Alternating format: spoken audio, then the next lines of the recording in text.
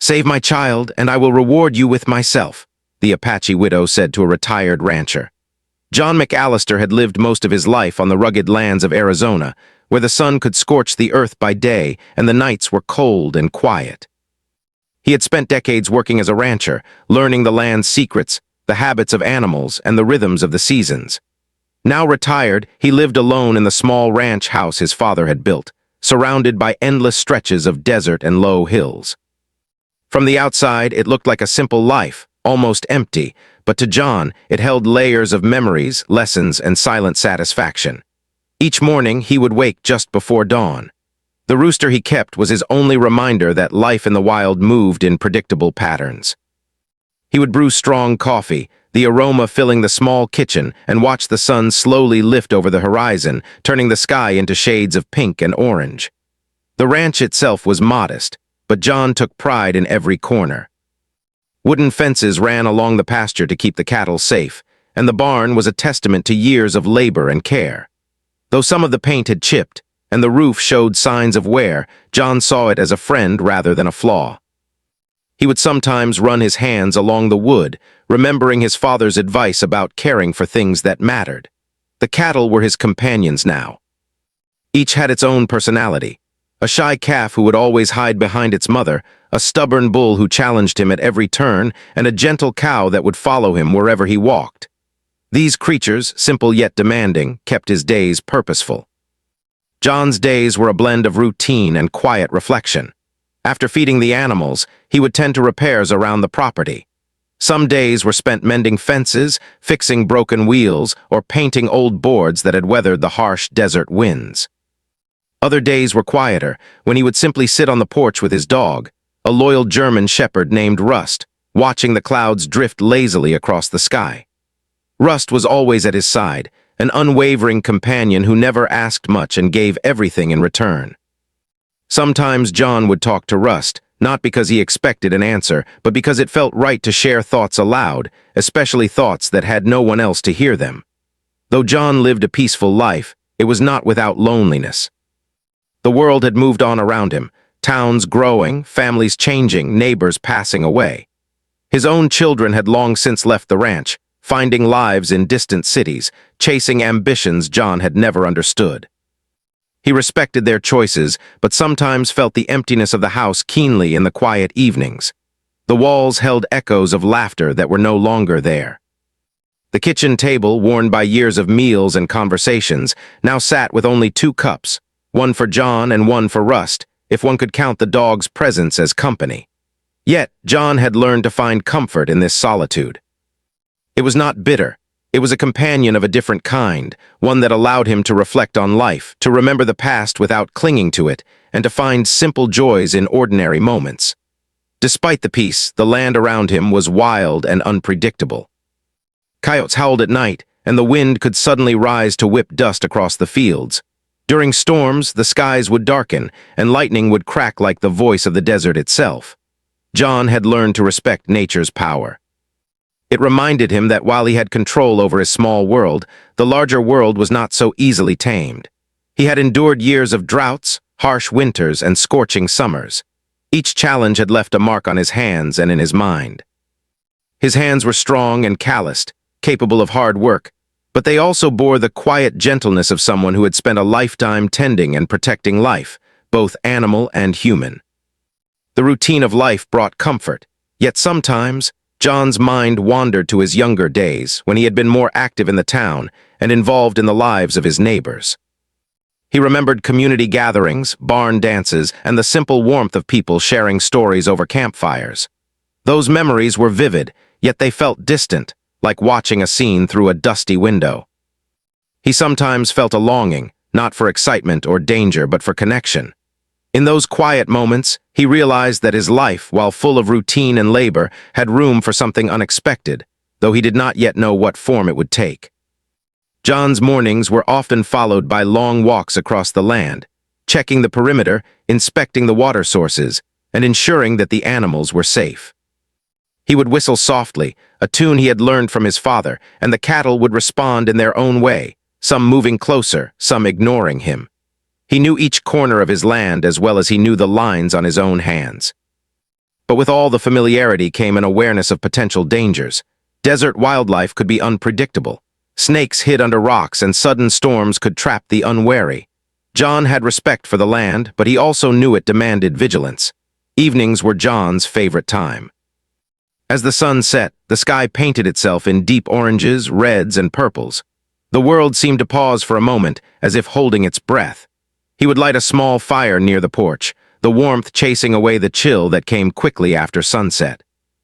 Rust would curl beside him, ears twitching at every sound from the distant hills. John would sip his coffee or sometimes a simple whiskey, not for indulgence, but for the small ritual of marking the day's end. In these moments, he felt a strange mix of contentment and quiet anticipation, a sense that life was still unfolding, even if in small, almost invisible ways. At times, John visited the small town nearby, driving his old truck along dusty roads. He would stop at the general store to pick up supplies, exchanging greetings with townsfolk who knew him as the quiet, retired rancher. They respected him not for show, but because they understood the kind of life he had lived, one of hard work, honesty, and integrity. Children would sometimes look at him with curiosity, fascinated by the stories of the old ranch, the cattle, and the wild lands beyond the town. John always offered a gentle smile, sharing small stories, careful not to exaggerate, keeping the reality of life intact for their young minds. Despite the predictability, John had learned to observe the subtle changes in his environment. He noticed the shift of seasons, the migration of birds, and the growth of plants in unlikely places. He appreciated the small miracles that the land offered, the way rain would turn dust to life, or how a stubborn flower could grow through cracked soil. His life had taught him patience, and he had a quiet wisdom that came from observing, listening, and acting when necessary. It was a life of careful attention, of finding balance between effort and respect for the natural flow of things. As night deepened, John would sometimes sit on the porch, gazing at the stars. The vast sky above seemed to remind him of his place in the world, small, yet part of something much larger. The silence of the desert was not empty. It was full of possibility, full of stories waiting to unfold. John felt connected to the past, present, and even the future, knowing that life in its own way always offered opportunities, sometimes disguised as challenges, sometimes as strangers in need. Though John's life appeared quiet and uneventful from the outside, it was a life rich in observation, reflection, and readiness. He knew that each day could bring unexpected challenges, whether from nature, accidents, or human affairs. The years had not made him passive, rather they had honed his senses, patience, and judgment. John lived with the knowledge that even in isolation, he had the capacity to act, to protect, and to make a difference if called upon. The ranch was more than his home. It was a sanctuary, a place of preparation, and a stage for events he could not yet imagine. On one particular evening, as the wind whispered through the dry grass and Rust's ears twitched at distant sounds, John felt a subtle shift in the air. It was almost imperceptible, a sense that something was about to change. His instincts, honed from years of solitary life and observation, told him that the quiet he had always relied upon might soon be broken. Yet he was ready, in a way he could not fully explain, to face whatever might come. Little did he know that in the coming hours, a stranger would arrive at his ranch, bringing with her a request that would challenge everything he thought he knew about courage, compassion, and the true meaning of reward. The night was quiet on the ranch, but John sensed a subtle change in the air. The wind that usually whispered softly across the fields carried a sharper note, almost like a warning. Rust, his loyal German shepherd, raised his head and growled low in his throat, ears forward, tail stiff. John, seated on the porch with his mug of coffee still warm, scanned the horizon with experienced eyes. The desert was vast, and any movement could be the wind playing tricks, or something far more serious. It was then that he noticed a faint figure approaching from the trail leading up to his property. At first, he thought it might be a traveler, or perhaps someone from the town seeking a late-night drink of water. But as the figure drew closer, he saw it was a woman, and she was not alone. A small child clung to her side, holding tightly to her hand. The woman's pace was hurried, uneven, as if they had been running for a long time. John's instincts told him immediately that something was wrong. He rose slowly, setting his coffee aside, and called out in a firm voice, "Who's there?" Identify yourself? The woman paused, almost startled, and for a brief moment the child looked over his shoulder with wide, fearful eyes. Then, in a voice that was both urgent and trembling, the woman replied, "Please, I need your help. My child, they're after us. I don't have time to explain everything, but I beg you, help us." John's first reaction was caution. He had lived in these lands long enough to know that strangers could bring trouble. Yet there was something about her, the desperation, the fear, the child clinging to her, that told him she was telling the truth. She did not exude confidence or threat. She exuded pure urgency, a mother's fear that was unmistakable. Rust barked once a warning but did not move forward, as if he too sensed the woman's genuine need. John stepped down from the porch and approached slowly, keeping his hands visible. "Calm down. You're safe here for now. But you need to tell me exactly what's going on." The woman's eyes met his, dark and urgent, filled with a mixture of hope and desperation. She took a deep breath, her chest heaving, and spoke again. "I am Neyama. My child, they want to take him. They threaten our people. Please save him. I don't have anything to offer except myself. Please help my child, and I will reward you with myself." The words struck John like a sudden wind. He froze for a moment, unsure of how to respond. They were shocking, almost unbelievable, yet the sincerity in her eyes and the trembling of her hands made it clear that she meant no trickery. He saw the child, a small boy of perhaps 7 or 8, hiding behind his mother's skirts, eyes wide with fear. The boy clutched a small blanket, the only comfort in a moment that must have been terrifying. John's mind raced. He had spent years avoiding unnecessary trouble, valuing peace and routine. He was retired, alone, and the idea of putting himself in danger, whatever this danger might be, was not something he had planned for. And yet he could not ignore the obvious. The woman was desperate, the child was in danger, and here they were, standing before him on his land. He took a step closer, lowering his voice. "I can help, but I need to know everything. Who is after him? What are they capable of? And why come to me?" Neyama swallowed hard, her eyes flicking to the desert behind her. "There is no time for long explanations," she said. "They are close and I have nowhere else to turn. I have heard of you that you are wise, experienced, and brave. I thought perhaps you could save him." John's heart tightened. He knew that fear like this was not easy to fake.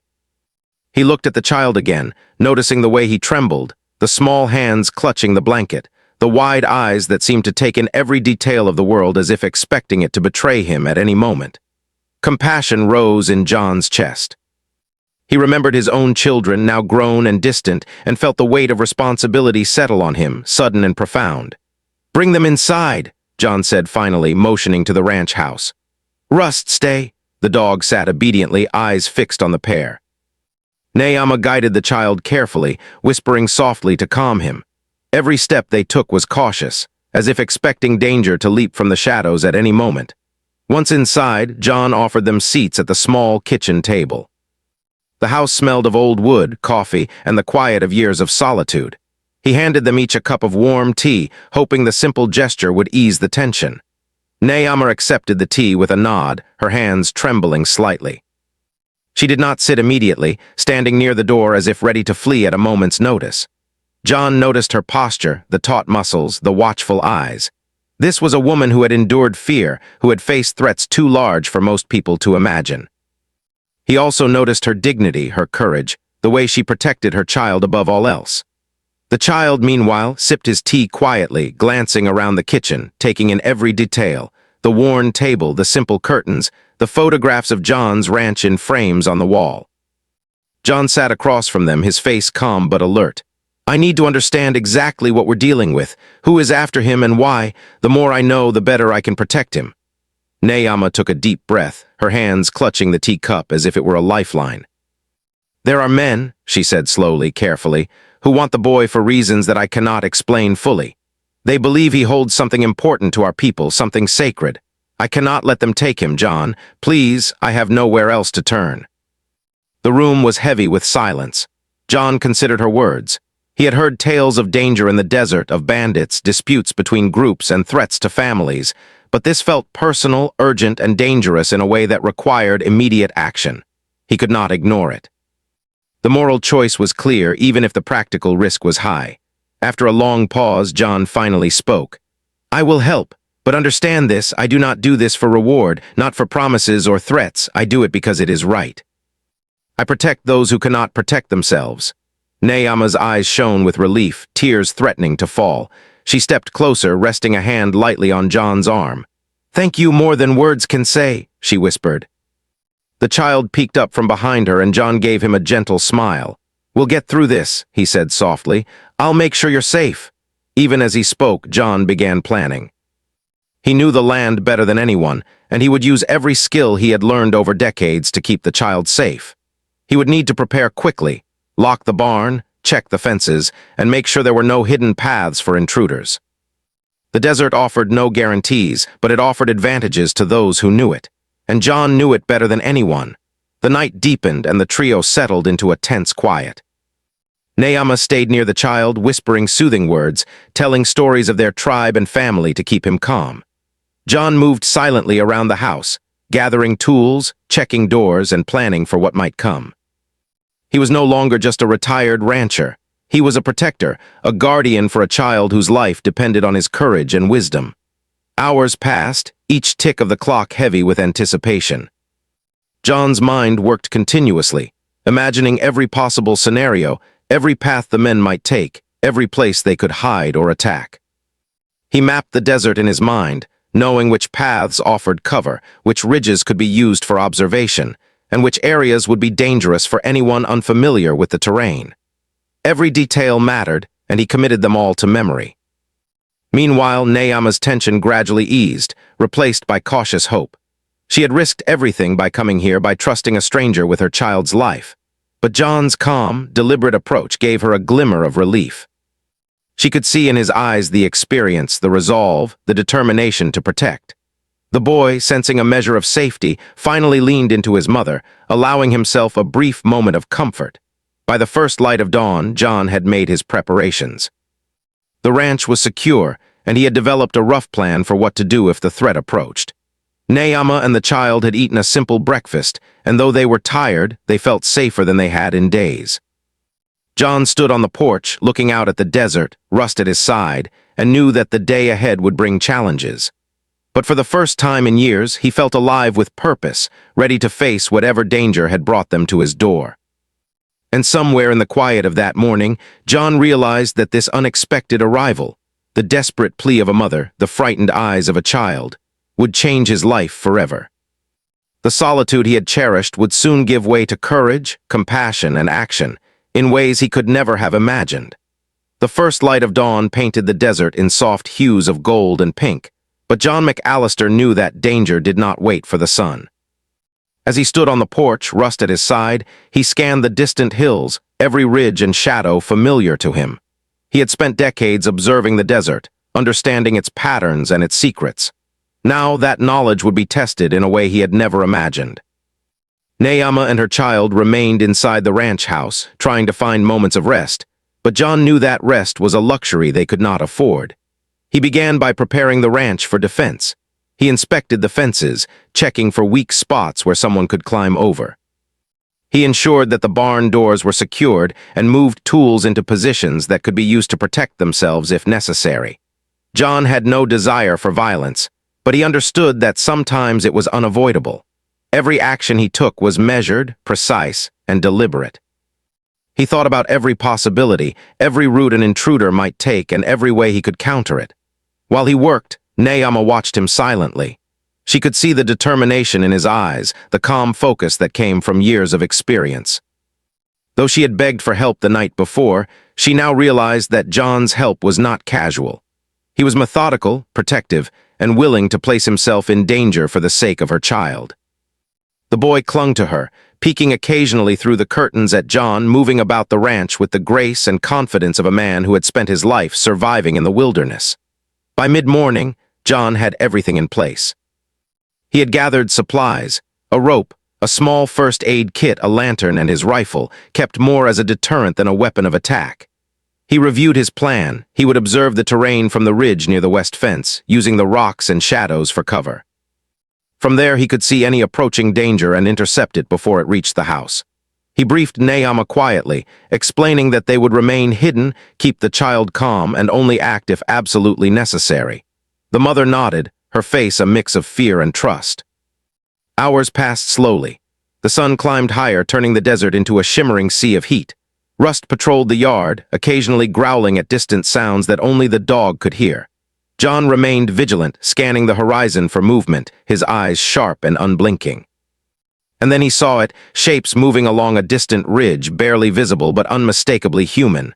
Men, armed and determined, moving with purpose. His heart tightened, but there was no panic. He had prepared for this. Slowly, deliberately, he gathered his supplies and moved toward the ridge, Rust following silently. He kept low, using every rock and bush for cover, aware that one wrong move could reveal their position. The men were cautious, but they did not know the land like John did. He used the terrain to his advantage, moving silently, observing their patterns and waiting for the perfect moment. As he approached closer, John realized that the men were experienced. They were not reckless, they were organized, moving in small groups, communicating with subtle gestures. This was not a random attack, it was a calculated pursuit. He knew he had to act carefully. One mistake and the child's life could be in grave danger. He crept closer, using his knowledge of the desert to remain unseen. Every step was deliberate, every sound controlled, every breath measured. John realized that a direct confrontation could be risky. Instead, he would use strategy. He set up a few simple traps, using rocks and debris to create noise and mislead the intruders about his position. He knew the desert well enough to predict the paths they would take and positioned himself where he could intercept them if they came too close to the ranch house. His mind was sharp, his senses heightened, every instinct focused on protecting the child. Meanwhile, Neyama tried to keep the boy calm. She whispered stories of courage and survival, of the strength that ran through their people, reminding him that he was safe for now, protected by someone who cared deeply about his life. The child clung to her, but he trusted her words, and through them he began to feel a small measure of courage. They were waiting, hidden inside the house, while the desert outside held the tension of an invisible battle. The men drew closer. John observed their movements carefully, noting every step, every glance, every change in their behavior. He waited for a moment when one of them strayed slightly from the group, a small miscalculation. That was his chance. Using the cover of rocks and shadows, he moved closer, creating a subtle noise that drew attention away from the house. The men paused, scanning the desert, their focus momentarily divided. John used the moment to reposition, guiding them subtly toward the traps he had set. A sharp rock clattered against another, sending a small cloud of dust into the air. One of the men stepped back, tripping slightly, and the others rushed forward to help him, unaware that John had anticipated this. From his vantage point, he could see the confusion in their movements, the distraction he had created. This was his opportunity to guide them further away from the ranch, using the desert itself as an ally.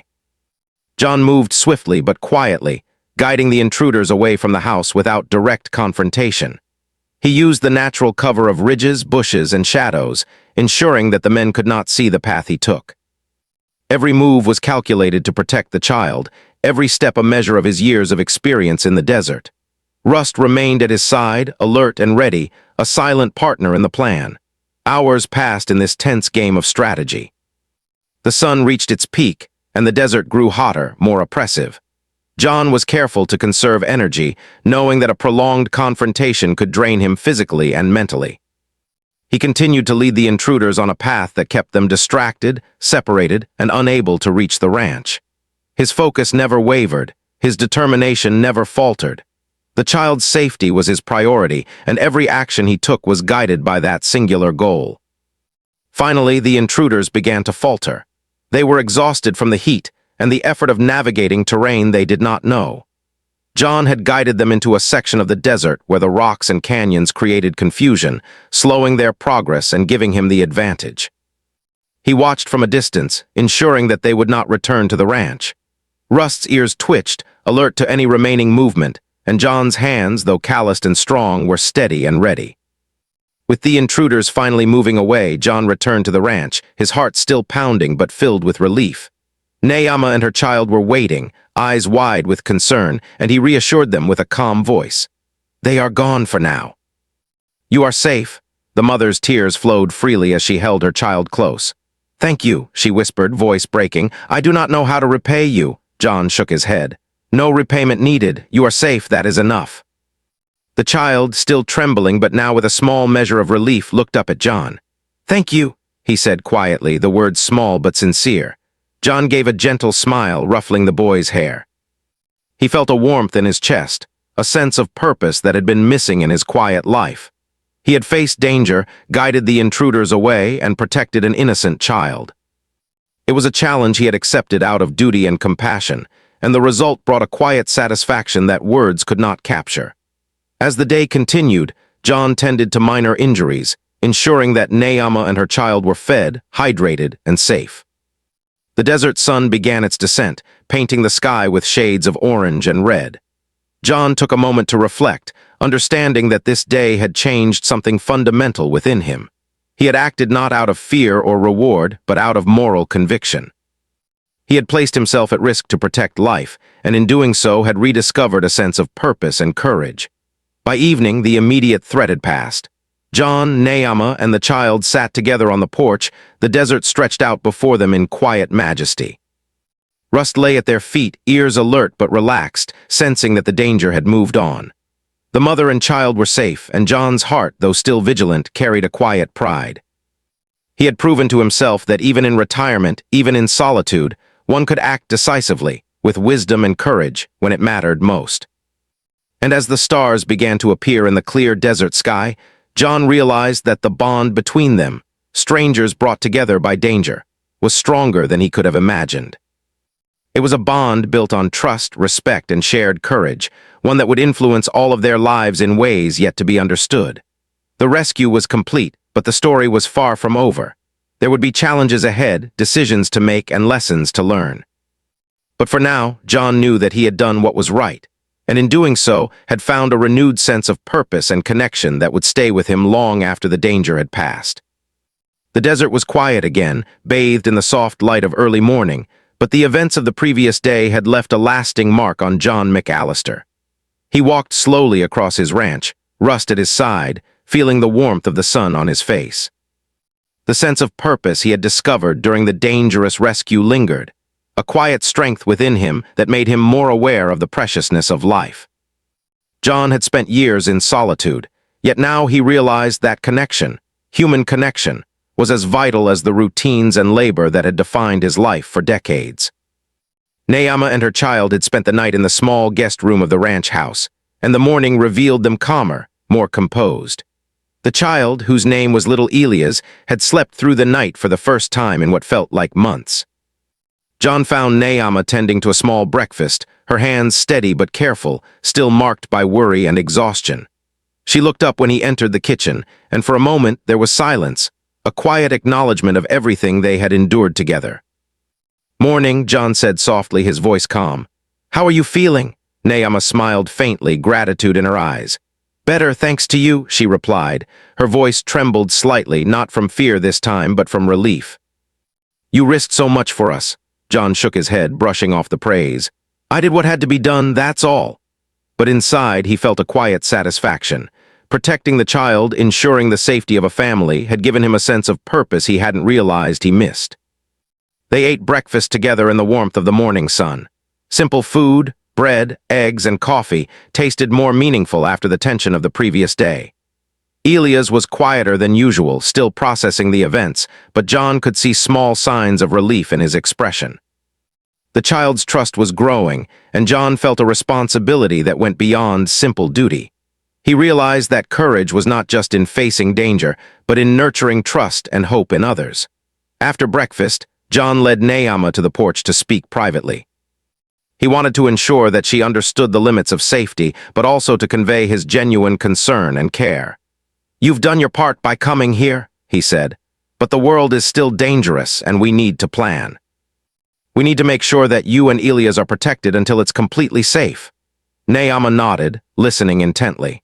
Her face carried both relief and respect, a silent acknowledgement of John's wisdom and experience. Throughout the morning, John took the time to teach Naama and Elias some practical skills.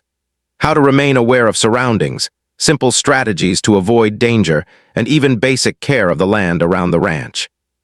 It was not because he expected trouble immediately, but because he believed in preparation and resilience. He wanted them to feel empowered, not helpless, and to carry a sense of confidence that came from knowledge and understanding. As the day progressed, the sun climbed high, and the heat of the desert reminded them that life was both fragile and strong. John worked alongside Naama to repair a small fence that had been damaged, showing her how to reinforce it against both animals and intruders. Elias helped in small ways, picking up tools or carrying small bundles of wood. It was a quiet lesson in teamwork, trust, and shared responsibility. For a moment, the tension of danger faded, replaced by a sense of accomplishment and hope.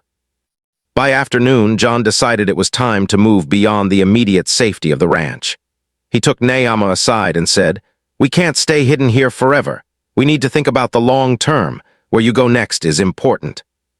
There are people who would want to harm you if they find you." Naama listened carefully, her face serious. "I know," she said, "but I also know that being here with you has given me strength I didn't have before." John nodded. The bond between them, built on shared risk and trust, was growing stronger. He could see that she was not only grateful but also resilient, a woman capable of facing adversity with courage. The conversation turned to the future. John helped them plan a safe route to reach a distant town where Naama had trusted friends and allies. He drew a rough map in the dirt, pointing out landmarks, hiding spots, and places to avoid. The child listened, fascinated by the desert around him, learning how to read signs in nature, the movement of birds, the tracks in the sand, and the subtle shifts in the wind. John realized that this was more than a rescue. It was an education in survival, courage, and trust. Late in the afternoon, John led them on a short practice walk across the land, helping them move cautiously and quietly. Rust stayed close, alert to every sound, every movement in the distance. They walked slowly but with purpose, John instructing them on how to use cover, how to remain aware of danger, and how to move as a unit without drawing attention. The lessons were practical, but they also served to build confidence, courage, and a sense of shared accomplishment. By the time they returned to the ranch, Naama and Elias were more confident, more aware, and more connected to both the land and to John. As evening approached, John prepared a small meal outside, a simple gesture that marked both the end of the day and a sense of celebration. He felt a deep satisfaction in seeing them safe, fed, and calmer. Naama spoke softly, almost hesitantly. "John, I cannot repay you with what I promised. I want you to know that. What you have done is beyond anything I could have imagined." John smiled gently. "There is no repayment necessary," he said. "The reward is seeing you safe, seeing Elias safe, and knowing I did the right thing. That is enough for me." The night fell, bringing a blanket of stars over the desert. The air was cool, the wind soft, and the quiet serene. John, Naama, and Elias sat together on the porch, Rust lying nearby. The child leaned against his mother, safe and relaxed for the first time in many days. Naama's hand rested on John's shoulder in a gesture of gratitude, not of obligation, but of genuine respect and acknowledgement. The ranch, once a place of solitude, had become a haven, a symbol of courage, trust, and compassion. John reflected on the events of the past 2 days. He realized that heroism was not about glory or recognition. It was about action, courage, and the willingness to protect those who could not protect themselves. He had faced danger, used wisdom and experience, and risked himself to save another life. In doing so, he had rediscovered a purpose that went beyond routine and isolation. It was a lesson he had always known, but had forgotten in the quiet of retirement. That life's true value often revealed itself in moments of risk, compassion, and moral courage. The next morning, John helped Naama and Elias prepare for their journey to the town where they could find longer-term safety. He gave them supplies, offered guidance, and reminded them of the lessons they had learned. The child hugged him tightly, a quiet, sincere gesture of gratitude. Naama shook his hand firmly, eyes full of respect. "I will never forget what you have done," she said. "You have given us more than safety, you have given us hope." John nodded, feeling a deep warmth in his chest. "Keep safe, be careful, and remember that courage is always within you." As they walked away, John watched them disappear into the vast desert, Rust at his side. He felt a mixture of relief, pride, and quiet melancholy. The ranch returned to its familiar solitude, but it was no longer the same. The events of the past days had changed him. He had faced danger, made decisions that mattered, and connected deeply with lives that were not his own. His heart was fuller, his perspective sharper and his appreciation for life deeper. That evening, John sat on his porch again, Rust lying at his feet, and gazed at the stars. He thought about Nehama, Elias, and the strength they had shown. He thought about courage, duty, and the quiet satisfaction of doing what was right. And he realized that sometimes life brought unexpected events, not to disrupt but to teach, to awaken, and to remind him of the power of compassion and action. In the weeks that followed, John returned to his routines, but with a renewed sense of purpose.